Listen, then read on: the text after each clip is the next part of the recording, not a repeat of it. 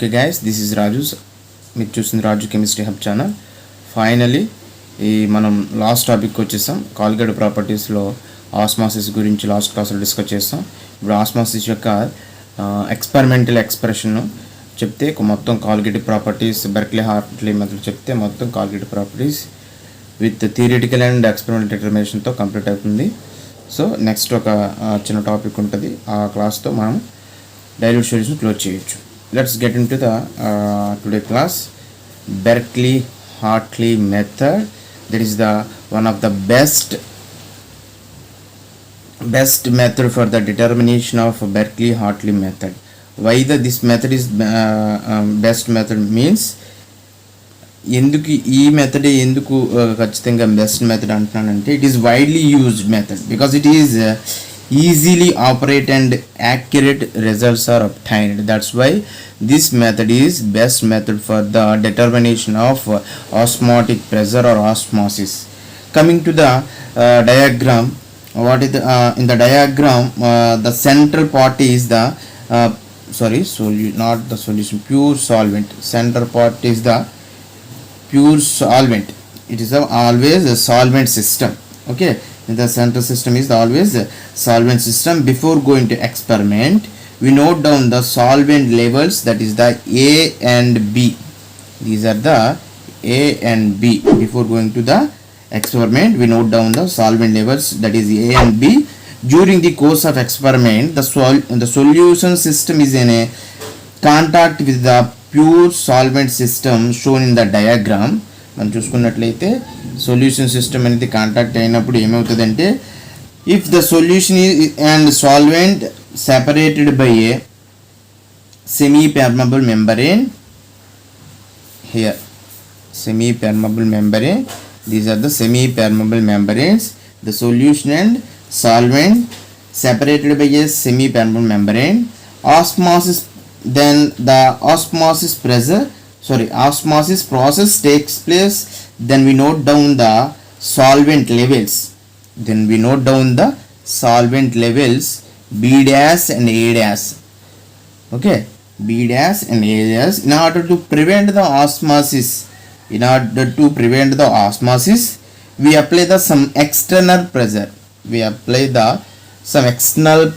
by using piston. Okay, by using piston, then the pressure gauge is by using pressure gauge, how much pressure is we are using for the prevent the osmosis, we noted in the pressure gauge. Okay నండి, సింపుల్గా రెండు పాయింట్లతో తేల్చవచ్చండి.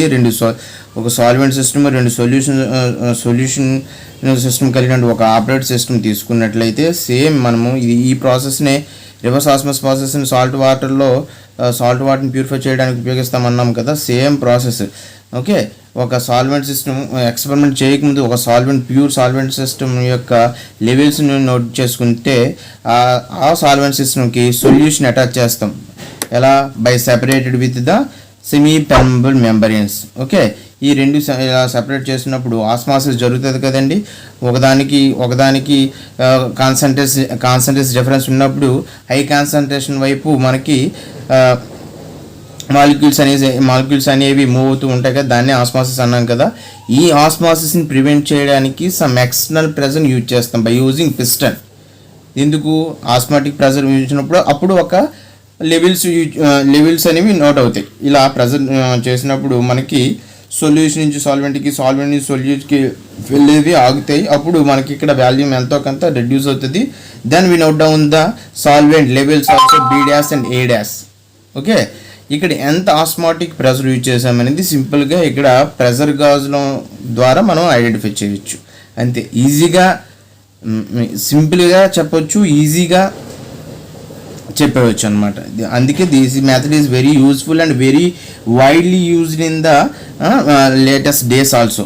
Okay, recently Berkeley Hartley method అంటే ఈ particular ఈ method అనకపోయినా సరే మనం reverse osmosis కూడా మనం రివర్స్ ఆస్మాసిస్ ద్వారా ఏమనుకున్నాం, సీ వాటర్ని కూడా ప్యూరిఫై చేయడానికి ఉపయోగిస్తాం అనుకున్నాం కదా. సేమ్ అలాంటి మెథడ్లోనే ఈ బెర్క్లీ హార్ట్లీ మెథడ్ కూడా.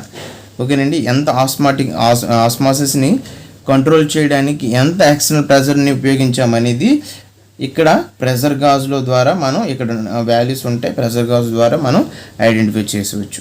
మన మెయిన్ టార్గెట్ అదే కదండి. By how much osmotic pressure use to prevent the osmosis. దీన్ని కనుక్కుంటే మనం దీని ద్వారా మనం మాలిక్యులర్ వెయిట్ ఆఫ్ సొల్యూషన్లో ఉన్నటువంటి నాన్ వాలటైల్ సొల్యూట్ కనుక్కోవచ్చా? ఎలా కనుక్కోవచ్చు? మనం చెప్పాం కదా, పై equal to NST/V are CST/V ప్రకారం ఒకటి రప్పించాం కదండి. పై ఈక్వల్ టు ఏమనుకోండి, దీని నుంచి DST/V అని థియరిటికల్ ఎక్స్ప్రెషన్లో మనం DST/M అని థియరిటికల్ ఎక్స్ప్రెషన్లో మనం చెప్పాం కదా. దీని నుంచి M is the molecular weight of the solute in the solution, dilute solution అనుకున్నాం కదా. Therefore M equal to DST/π. మనం ఈ మెథడ్ ద్వారా మనం ఆస్మాటిక్ ప్రెషర్ తెలిసిపోతుంది, ఎంత టెంపరేచర్ ఉపయోగించడం తెలిసిపోతుంది, సొల్యూషన్ కాన్స్టెంట్గా ఉంటుంది, డెన్సిటీ ఆఫ్ సొల్యూషన్ తెలుస్తుంది. దాన్ని బట్టి అందులో ఎంత సొల్యూట్ నాన్ వాటర్ సొల్యూట్ ఉన్నదో మనం ఈజీగా ఐడెంటిఫై చేయొచ్చు. సో ఈ విధంగా డైల్యూట్ సొల్యూషన్లో ఉన్నటువంటి వెరీ లెస్ అమౌంట్లో ఉన్నటువంటి నాన్ వాలటైల్ సొల్యూట్ని మనం 4 ప్రాసెస్ ద్వారా, even theoretical process and experimental data ద్వారా ఆధారంగా కూడా మనం ఐడెంటిఫై చేయొచ్చు అని చెప్పేదే ఈ మొత్తం dilute solution and colligative properties. Okay, dilute solution అంటే ఏంటి? It contain the non volatile solute is very less amount. ఆ లెస్ అమౌంట్లో నాన్ వాలటైల్ సొల్యూట్ అనేది నాన్ ఫ్లేమబుల్, నాన్ వేపరైజబుల్. దాన్ని ఎంత మాలిక్యులర్ వెయిట్ ఉందో మనం కనుక్కోవాలి. ఎంత మాలిక్యులర్ వెయిట్ ఉంటుందో మనం ఐడెంటిఫై చేయడానికి ఈ 4 ప్రాపర్టీస్ ద్వారా మనం చెప్పొచ్చు. RLVP, elevation of boiling point, depression of freezing point and osmosis. ఓకేనండి, సింపుల్గా మీకు ఇంగ్లీష్లో జస్ట్ ఒక 3-4 పాయింట్స్ రాయాలి కదండి. ఏం చెప్తా? ఫస్ట్ పాయింట్, బెర్క్లీ-హార్ట్లీ మెథడ్ కోసం it is widely used for, first point, it is widely used method because it is easily operate and accurate results are obtained. That's why it is widely used method and very important method అనుకున్నాం. Next second point, in the diagram గురించి explain చేస్తే ఒక 3-4 points వస్తాయి మనకి. In the diagram the central part గురించి చెప్పాలి కదా, ఎందుకంటే before going to experiment we note down the solvent values కదా, అందుకు ముందు సాల్వెంట్ సిస్టమ్ గురించి ఎక్స్ప్లెయిన్ చేయాలి. నెక్స్ట్ పాయింట్, రెండో పాయింట్ ఎలా చెప్తాం? In the above diagram the central part is pure solvent system. Before going to experiment, we note down the solvent levels, that is A and B. Then next point, during the course of experiment, the solution and solvent is separated by the semi-permeable membrane. Okay నండి, experiment జరుగుతున్నప్పుడు ఈ రెండు solution and solution system మరియు solvent system ఎలా separate అవుతాయి sir? Contact అయినట్టు ఉన్నాయి, డయాగ్రామ్లో contact అయినట్టు ఉన్నాయి కదా, మరియు అవి సెపరేట్ ఎలా చేస్తాం? సెమీ పెర్మనెంట్ మెంబ్రేన్ ద్వారా చేస్తాం. దెన్ ఆస్మాసిస్ అనేది జరుగుతుంది కదా, osmosis process takes place. Then we note down the water or solvent levels B and B'. Okay, మళ్ళీ ఈ ఆస్మాసిస్ ప్రాసెస్ని ప్రివెంట్ చేయడానికి సమ్ ఎక్స్టర్నల్ ప్రెజర్ యూజ్ చేస్తాం, అదే కదా. In order to prevent the osmosis we apply the some external pressure on solution side. This is measured by the pressure gauge in the diagram. Simple, అంతే. ఎంత osmotic pressure ఉపయోగించాం, ఎందుకు? ఆస్మాసిస్ని prevent చేయడానికి. ఈ ఎంత osmotic pressure ఉపయోగించామనేది pressure గాజులో already instrumentation ఉంది కాబట్టి అంత ఆస్మాటిక్ ప్రెషర్ ఉపయోగించామని చెప్తాం. దాని నుంచి మాలిక్యులర్ వెయిట్ అనేది ఇలా కట్టేసవచ్చు. ఓకే అండి, this is about the Berkeley Hartley method for determination of experiment method for determination of osmosis or osmotic pressure. Okay, so దీంతో మనకి కాలిగేటివ్ ప్రాపర్టీస్ అన్నీ అయిపోయాయి. ఓకే, ఇప్పుడు వరకు కాలిగేటివ్ ప్రాపర్టీ చూసాం. నెక్స్ట్ అబ్నార్మల్ కాలిగేటివ్ ప్రాపర్టీస్ చూద్దాం. ఓకేనండి.